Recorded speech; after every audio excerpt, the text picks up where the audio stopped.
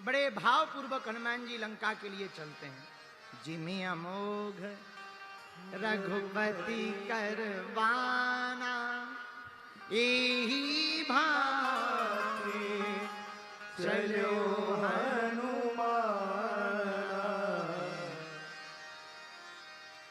सुरसा नाम अहिन की माता, पटिन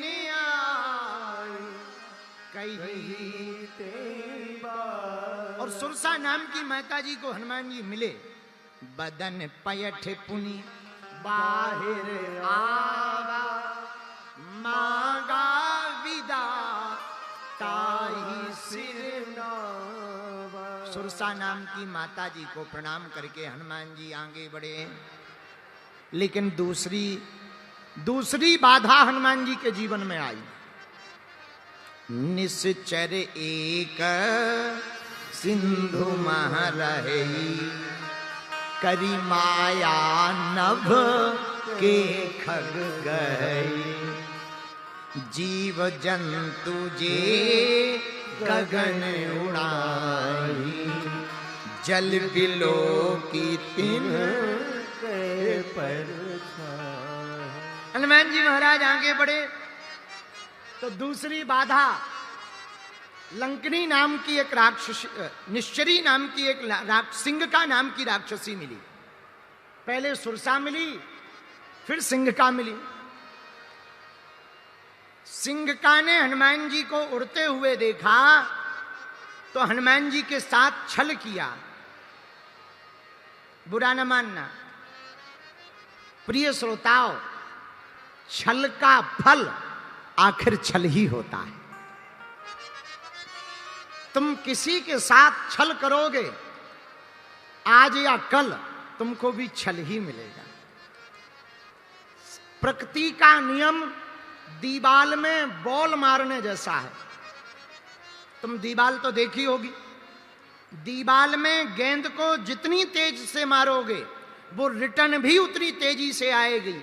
उसी प्रकार जिंदगी में तुम जो भी कर्म करोगे उसका परिणाम भी उसी गति के साथ तुम्हारे पास आएगा। अब ये तुम्हारे ऊपर है कितनी तेज गति की बॉल को तुम कैच कर पाते हो। उसी प्रकार ये आपके ऊपर है कि आप अगर किसी के साथ छल करोगे तो निश्चित है आपको भी छल ही मिलेगा। आप किसी को प्रेम बांटोगे तो निश्चित है आपको भी प्रेम ही मिलेगा। आप किसी की सेवा करोगे तो निश्चित है आपकी भी सेवा होगी। आप किसी पर दया करोगे तो निश्चित है आपको भी दया मिलेगी। लेकिन आप किसी के ऊपर अधिकार जमाओगे तो निश्चित है कोई आप पर भी अधिकार जमाएगा। ये हम नहीं कह रहे हैं, शास्त्र का प्रमाण है। रामचरितमानस में बाबा ने कहा, कर्म प्रधान विश्व, कर्म प्रधान विश्व, जो जस करहि सो तस फल चाखा। जो जस करहि सो तस फल चाखा। जो जस करहि सो तस फल चाखा। जो जस करहि सो तस फल चाखा। कर्म प्रधान विश्व, कर्म प्रधान विश्व,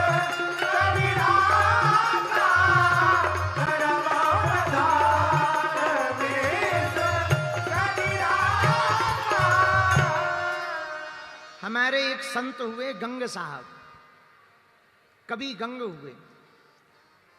उन्होंने कहा, तारा की ज्योति से चंद छिपे ना, सूर्य छिपे ना, बादल छाए, रन चढ़ियो रजपूत छिपे ना, दाता छिपे नहीं घर मांगन आए, चंचल नारी के नैन छिपे ना, प्रेम छिपे ना पीठ दिखाए, गंग कहें सुनो शाह अकबर, करम छिपे ना भभूति लगाए।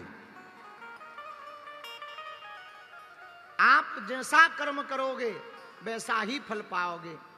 अब तो सिंह का ने हनुमान जी के साथ छल किया, हनुमान जी ने उसका फल दिया, सिंह का को मार डाला। बोलो सीताराम। जोर से बोलो, और जोर से बोलो। हनुमान जी ने सिंह का को मारा, आगे बढ़े। अब हनुमान जी के जीवन में तीसरा अवरोध आया लंका की यात्रा में। पर तीसरा अवरोध आने के पहले हनुमान जी ने विचार किया। पर्वत के ऊपर हनुमान जी बैठ गए लंका के, और ऊपर की तरफ से लंका को देख रहे। तो किसी ने हनुमान जी से कहा कि लंका को ऊपर से क्यों देख रहे?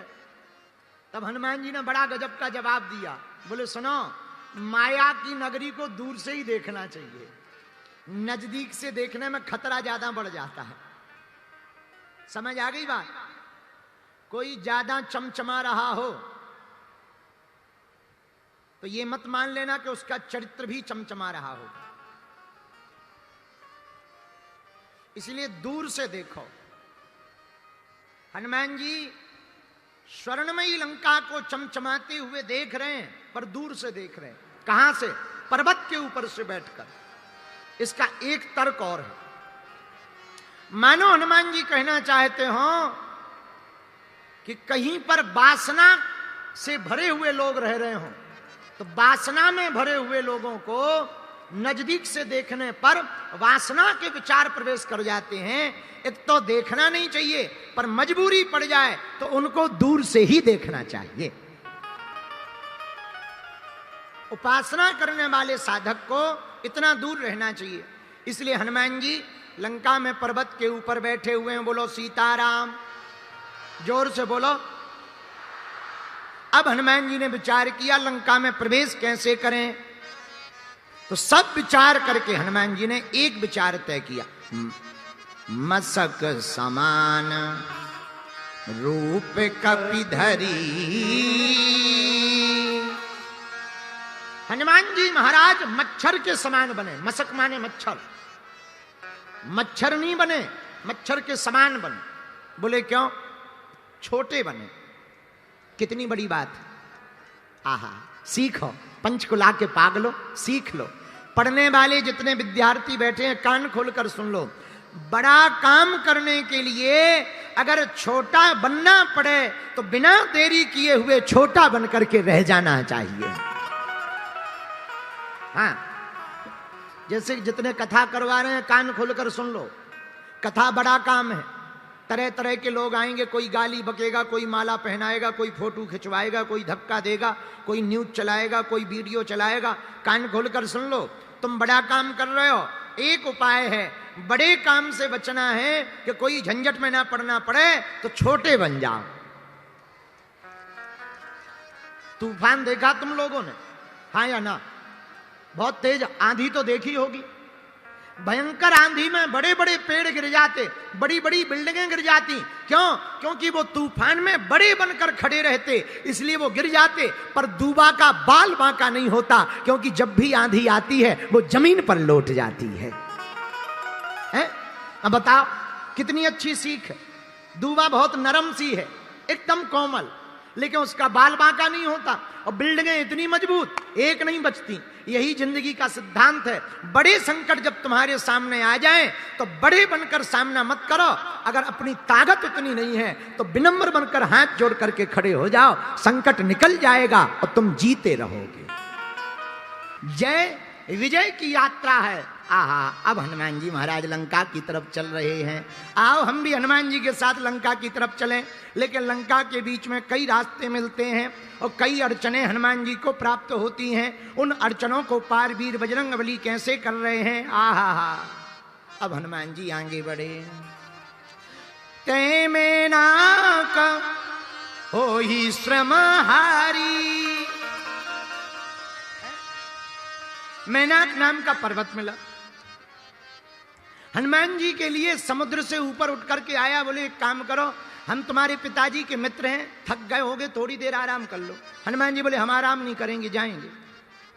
पर आप पिताजी के मित्र हो तो हमारे चाचा जी लगे, हम आपको प्रणाम कर रहे, ऐसे स्पर्श किया, आगे बढ़े। देवताओं को लगा कि हनुमान जी ये काम कर पाएंगे कि नहीं कर पाएंगे, जरा चेक कर लो। इसलिए देवताओं की मति उल्टी हुई, तो देवताओं ने एक देवी जी को भेजा। अब हनुमान जी की जिंदगी में पहला अड़चन आने वाला है। कौन सी देवी जी को भेजा? सुरसा नाम अहिन की माता, और पठिन आए कही तही बात। सुरसा जी को भेजा। सुरसा सांपों की माता है, सर्पों की मां सुरसा को हनुमान जी के पास भेजा। तो जैसे ही सामने आई हनुमान जी से बोली रुक जाओ। हनुमान जी बोले क्यों रुके? सुरसा बोली हमें देवताओं ने भेजा है, आज सुरन मुहि दीन आहारा। हनुमान जी बोले क्यों भेजा है? तो सुरसा बोली खाने के लिए। हनुमान जी बोले हम क्या ब्रेड पकौड़ा है जो हमें खाने आ गई? क्या हम पकौड़ा हैं, समोसा हैं जो हमें खा जाओगी? शर्म नहीं आती है? तो सुरसा बोली हमें तो खूब शर्म आती है, देवताओं ने कहा था खा लेना। हनुमान जी बोले माता जी ना तो हम समोसा हैं कि तुम खा लो, और फिर भी तुम खाने आई हो तो कोई बात नहीं, एक काम करो हमें लंका चले जाने दो, वापस आ जाने दो, खबर राम जी को सुना लेने दो, फिर खा लेना। जिंदगी हमारी किस काम की है? राम जी के काम आ जाए, बस यही काम की है। तो सुरसा नाम की माता जी बोली नहीं नहीं नहीं, हमको तो अभी भूख लगी है। हनुमान जी बोले तो तुम भूखी मर जाओ, पर हम नहीं खबने वाले हैं। सुरसा माता बोली हम तो खा के रहेंगे। हनुमान जी बोले ऐसे कैसे खा के रहोगी? अब सुरसा माता नाराज हो गई, अपना मुंह बढ़ाया। हाँ, जैसे ही मुंह खोला, हनुमान जी तो बुद्धिमान है ही है। हनुमान जी सोचने लगे किसी का मुंह छोटा हो, रसगुल्ला बड़ा हो, या फिर फुल्की पानी की पूरी बड़ी हो, तो फिर आदमी क्या करता है? या तो फोड़ फोड़ खाता है या फिर छोटी वाली खाता है। तो हनुमान जी ने सोचा इनका मुंह जितना है उससे डबल अगर शरीर कर ले तो ये फोड़ तो पाएंगी नहीं, ये अपने या तो ये खुद हार जाएंगी या हम जीत जाएंगे, कुछ ना कुछ तो रास्ता निकलेगा। तो सुरसा माता ने मुंह बढ़ाया, हनुमान जी ने शरीर बढ़ाया। और बढ़ाया कैसे? जस जस सुरसा बदन बढ़ावा, तास दून कपि रूप दिखावा।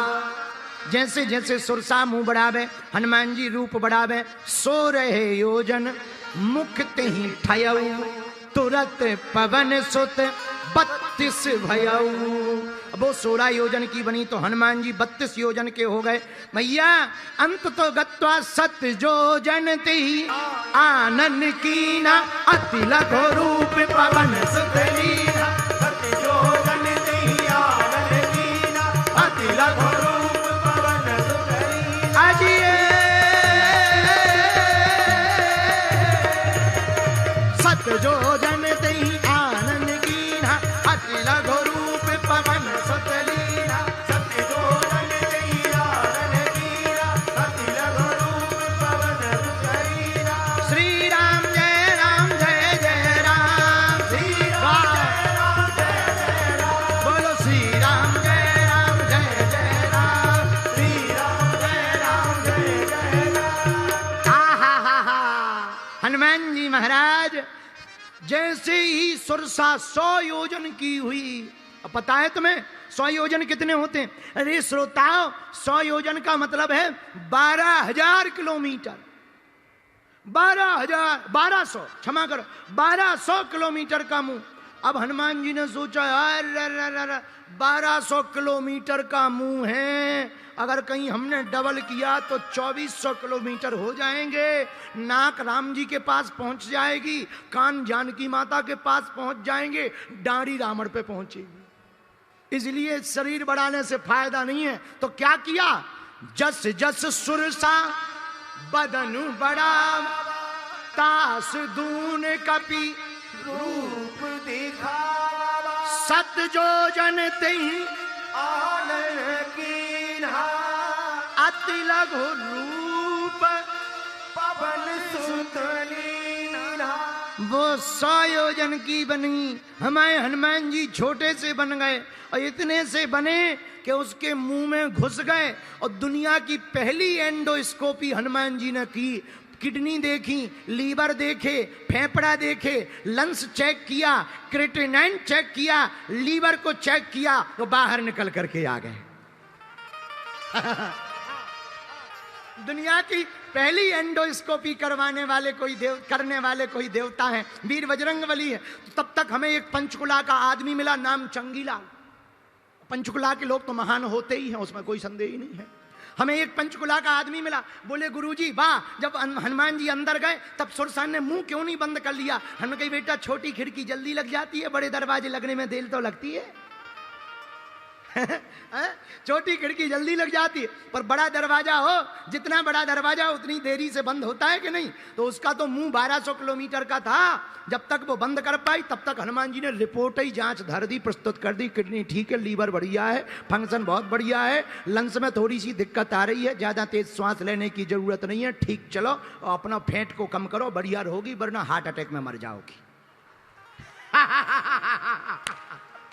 और हनुमान जी महाराज बदन पयट, हम नहीं कह रहे ना, ये बातें ये मत समझना गुरुजी मन से बना करके दे रहे, ना। आहा सुंदर कांड पढ़ो, बदन पयट, बदन पयट पुनी बाहर आवा, मांगा विदा ताही सिर नावा, मांगा विदा ताही सिर नावा।